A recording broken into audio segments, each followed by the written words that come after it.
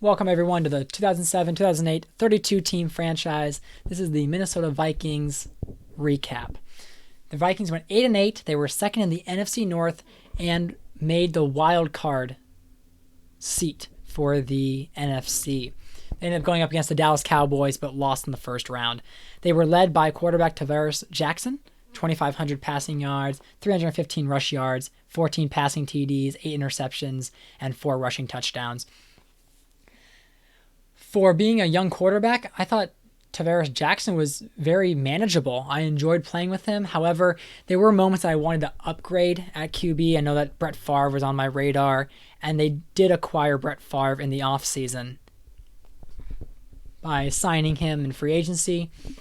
But for the most part, I mean, he had the Minnesota Vikings as one of the top teams in the NFC North.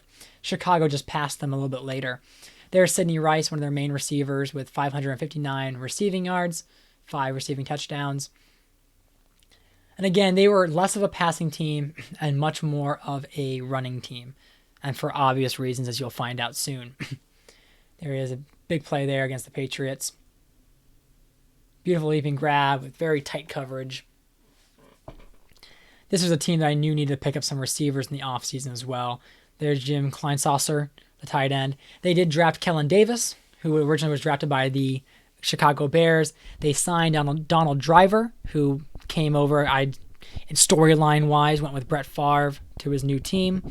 And then they signed Michael Clayton from the Tampa Bay Buccaneers.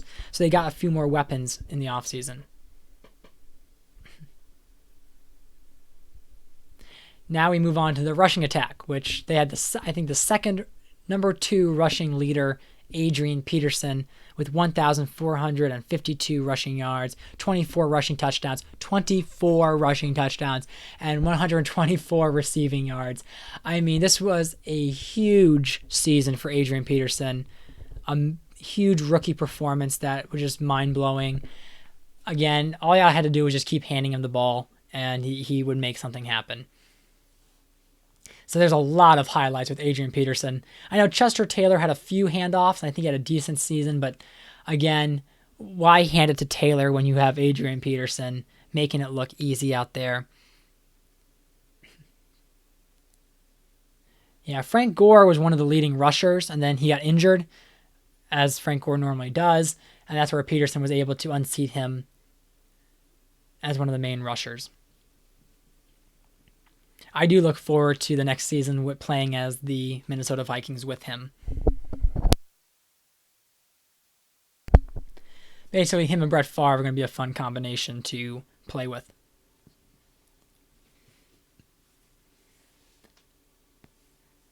As you can see, they ran it quite well against even the New England Patriots, putting up a lot of points there on the ground. Yeah, not only was he a good rusher, but also great with the pass. Only 124 receiving yards. I thought I did maybe better with him than I actually did. But again, I mean, when you're running as well as you are, who cares if you can catch the ball or not?